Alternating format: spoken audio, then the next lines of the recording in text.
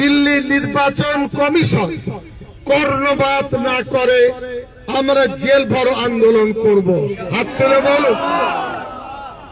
মুর্শিদাবাদে শুনলেন 4,52,000, মালদায় 4,30,000। আমরা চাইছি অবিলম্বে প্রথম দাবি জোকাই যে ট্রাইব্যুনাল আছে বিচারপতি নিয়োগ করুন। হাত তুলে বলুন সমর্থন আছে না। জোকাই যে ট্রাইব্যুনাল আছে সেই ট্রাইব্যুনালে ইমিডিয়েট বিচারপতি। সুপ্রিম কোর্ট বলেছে বিচারপতি ঘর ছেড়ে চলে গেছে, মানুষ বিচার পাবে না। দ্বিতীয়, ভারতবর্ষের নির্বাচন কমিশনকে দায়িত্ব নিতে হবে যে তারা অবিলম্বে 27 লক্ষ ভোটারের নিষ্পত্তি করবে। বিদেশি ভোটার ওটা আমাদের আলোচ্য নয়, দেশি থাকতেই হবে। আমরা পরবর্তী ক্ষেত্রে অত্যন্ত স্পষ্ট ভাষায় বলছি, জেলায় জেলায় ট্রাইব্যুনাল হবে, করতে হবে। কেন কুচবিহারের মানুষ কলকাতায় আসবে? কেন দার্জিলিং এর মানুষ আসবে? কেন মালদার মানুষ কলকাতায় আসবে?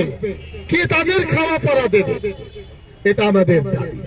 প্রত্যেক জেলায় বিচারপতি নিয়োগ করতে হবে, তবেই সুরাহা পাওয়া যাবে। এছাড়া আমরা আজকে যেহেতু ওই মাথায় বক্তব্য রাখার অনুমতি হাইকোর্ট দেয়নি, এখানেই আমরা বক্তব্য রেখে প্রমাণ করব আইনের পথ আমরা কিভাবে চলতে পারি।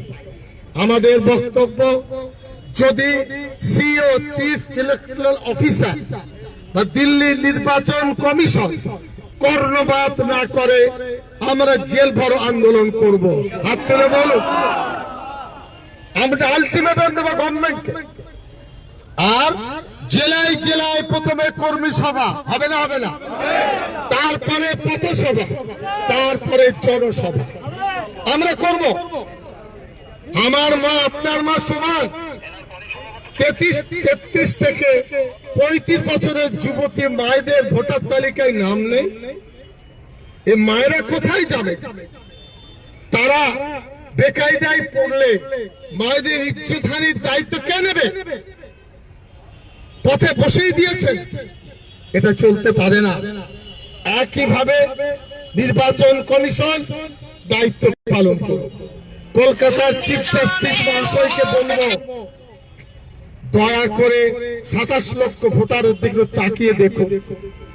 আজকের যে সিনারি দেখছেন, জেলায় জেলায় সেম সিনারি হবে। আমরা রাস্তায় দাঁড়াবো, পিছনে ভলেন্টিয়ার যারা আছো, পিছনের ভলেন্টিয়ার